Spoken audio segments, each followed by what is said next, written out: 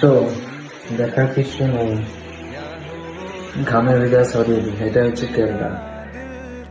কেরালা এলে প্রচন্ড মেহনত করতে হয়। তো তোমরা দেখতেই পাচ্ছ কি অবস্থা, এখন রুমে আছি, তাই দেখুন কি অবস্থা।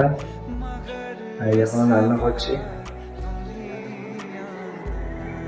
তো ভাই, যারা কেরালা আসছো তাদেরকে বলছি কেরালাকেও এসো না, আরো অন্য কাজ আছে, সেই কাজগুলো করো, অনেক ভালো থাকবে।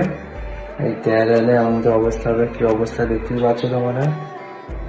রুমে আছি, রান্না করছি, ঘামে পুরো শরীর ভেসে গেছে, দেখতেই পাচ্ছ।